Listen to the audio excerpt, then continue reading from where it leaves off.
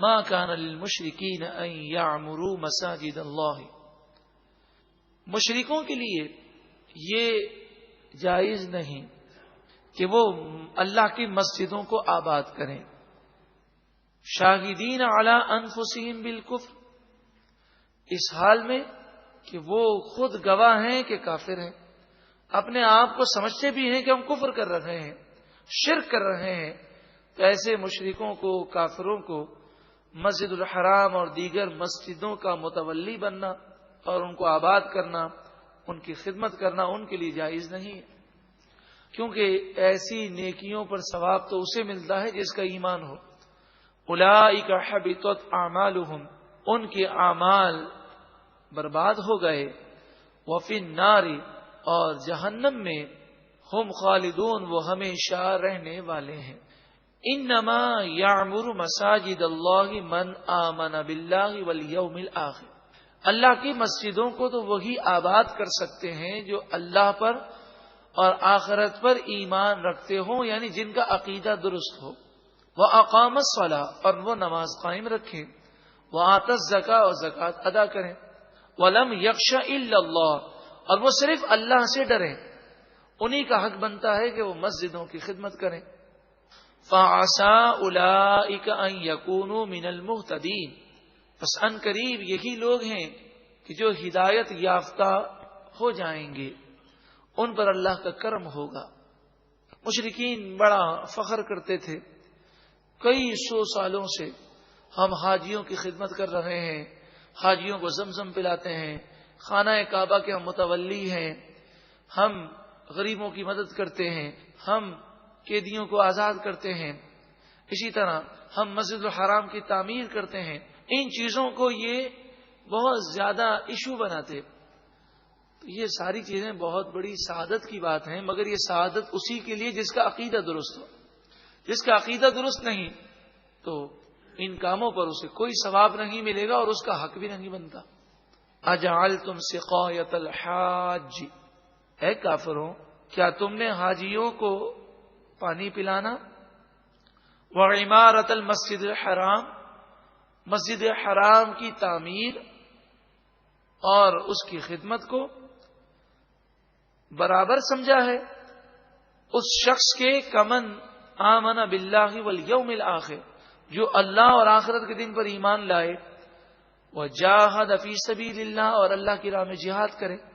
یعنی جو پکا مومن ہے، تو تم یہ سمجھتے ہو کہ تمہارا عقیدہ درست نہیں، تم کافر ہو، مشرک ہو، تمہارے عقائد درست نہیں ہے، لیکن تم سمجھتے ہو کہ اس مومن پر تمہیں فضیلت ہے اس لیے کہ تم مسجد الحرام کے خادم ہو۔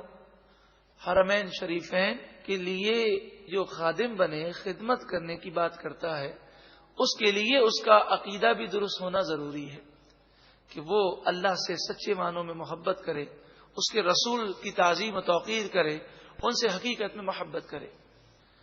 کتنا افسوس ہوتا ہے کہ آج بھی حرم شریف میں ایسے لوگ ہیں کہ جو اپنے آپ کو حرم شریف کے خدام کہتے ہیں، لیکن ہم نے یہ دیکھا کہ نہ تو وہ خانہ کعبہ کی تعظیم کرتے ہیں اور نہ ہی وہ قرآن پاک کی تعظیم کرتے ہیں۔ قرآن پاک کو نعوذ باللہ من ذالک جوتوں پر رکھ دیتے ہیں، توبہ استغفر اللہ۔ قرآن پاک کو کئی مرتبہ یہ دیکھا کہ سر کے نیچے رکھ کر سو جاتے ہیں، تکیہ بناتے ہیں، اور اس کے علاوہ قرآن پاک کی وہ توہین کرتے ہیں، اللہ اکبر کبیرہ۔ تو جب قرآن کی محبت ہی نہیں ہے، جب خانہ کعبہ کی تعظیم نہیں ہے، جب رسول اللہ کی محبت نہیں، تعظیم نہیں، تو خدمت حرمین شریفین کی کیا ثواب اور کیا برکتیں۔ سب سے اہم چیز عقیدہ ہے، تعظیم و توقیر ہے۔ جب عقیدہ ہی درست نہیں، تعظیم و توقیر نہیں، جو قرآن کی توہین کرتا ہے تو اسے قرآن سے کیا فیض ملے گا۔ اللہ تعالی ہم سب کو محفوظ فرمائے۔ تو بعض لوگ جب ایسے لوگوں کو دیکھتے ہیں تو وہ یہ سمجھتے ہیں کہ جی یہ تو چونکہ حرم شریف میں رہنے والے لوگ ہیں تو ان کی تو بڑی فضیلت ہے۔ تو حرم شریف میں رہنے والوں کی بڑی فضیلت ہے، لیکن عقیدہ درست ہو۔ اب جب قرآن کی توہین کر رہا ہے اور عقیدہ بھی درست نہیں تو ایسے شخص کو کوئی فضیلت حاصل نہیں، کیونکہ مشرکین مکہ، کفار مکہ یہی کہتے تھے کہ مسلمانوں پر ہمیں یہ فضیلت حاصل ہے کہ ہمارا قبضہ ہے. کئی سو سال تک انہوں نے مسجد الحرام پر قبضہ رکھا.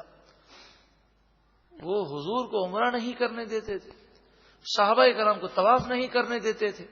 مسجد الحرام میں نماز پڑھنے کی اجازت اسے ملتی جس کو وہ چاہتے. تو وہ مسجد الحرام اور بیت اللہ اس وقت بھی اللہ کا گھر تھا، آج بھی اللہ کا گھر ہے. تو اللہ کے گھر پر اگر کسی کا قبضہ ہو جائے یہ حق ہونے کی دلیل نہیں ہے. حق ہونے کی دلیل ہے جو اللہ اور اس کے رسول کا حکم ہے، جو شریعت ہے وہ حق ہے. اس وقت قبلہ اول بیت المقدس پر کس کا قبضہ ہے؟ آپ بتائیے کس کا قبضہ ہے؟ یہودیوں کا قبضہ ہے. تو کیا بیت المقدس اللہ کا گھر نہیں ہے؟ کیا مسلمانوں کے قبلہ اول نہیں ہے؟ فلسطین پر ہزاروں انبیاء کے مزارات ہیں، اس پر کس کا قبضہ ہے؟ یہودیوں کا قبضہ ہے. تو اسلام نے ان چیزوں کو حق کی بنیاد نہیں بنایا.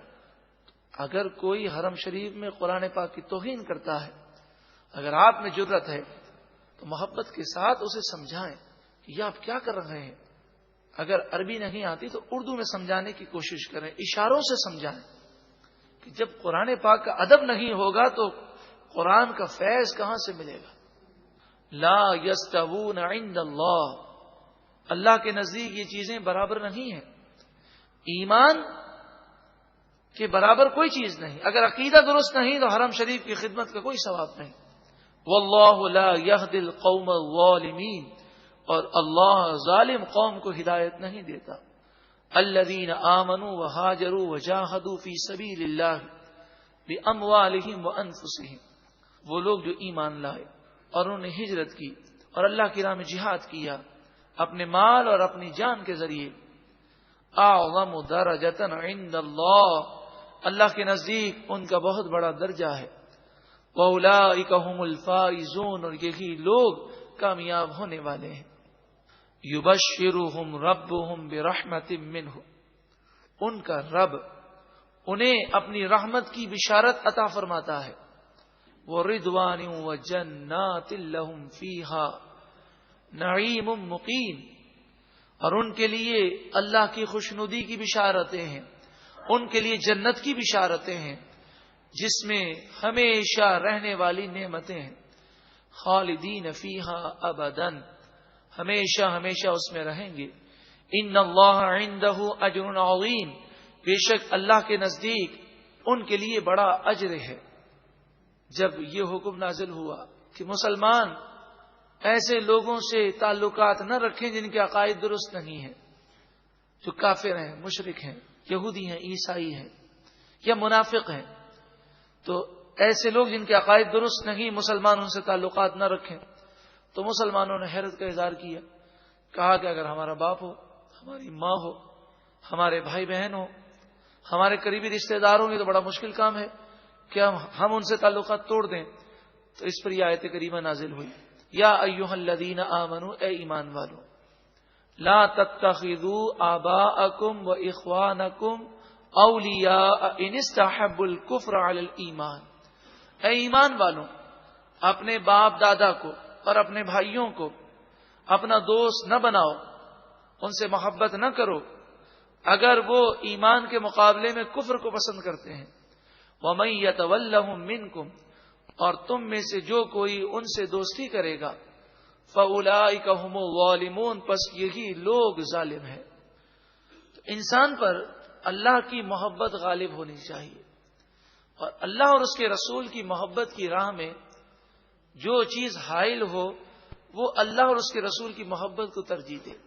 قل اے محبوب آپ فرمائیے، ان کان آباؤکم و ابناؤکم و اخوانکم و ازواجکم، اگر تمہارے باپ دادا، تمہاری اولاد، تمہارے بھائی، تمہاری بیویاں، و عشیرتکم، اور تمہارا خاندان، تمہارے رشتہ دار، و اموال اقترفتموہا، اور تمہارا وہ مال جو تم نے جمع کیا ہے، و تجارت تخشون کسادہا، اور تمہاری وہ تجارت، وہ بزنس جس کے نقصان کا تمہیں ڈر لگتا ہے، وَمَسَاكِنُ تَرْضَوْنَهَا، اور تمہارے وہ گھر جنہیں تم پسند کرتے ہو.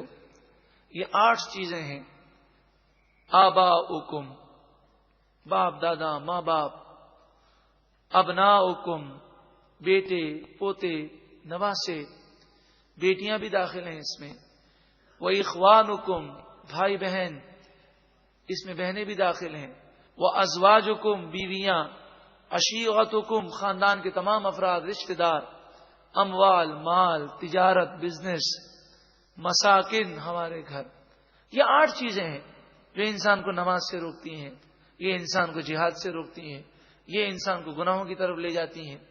تو فرمایا یہ چیزیں اگر تمہیں زیادہ محبوب ہیں، کس سے زیادہ محبوب ہیں؟ احب الیکم من اللہ ورسولہ، تمہیں اللہ اور اس کے رسول سے زیادہ یہ پسند ہے، وجہاد فی سبیلہ، اور اللہ کی راہ میں جہاد کرنے سے زیادہ یہ 8 چیزیں پسند ہیں. فتربصوا، پھر تم انتظار کرو، حتی یأتی اللہ بامری، یہاں تک کہ اللہ اپنا عذاب لے آئے.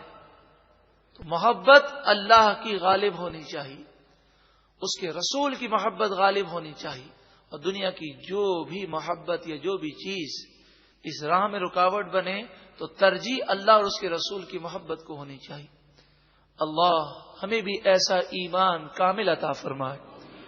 واللہ لا یہدی القوم الفاسقین، اور اللہ تعالی فاسق نافرمان قوم کو ہدایت نہیں دیتا. ما کان للمشرکین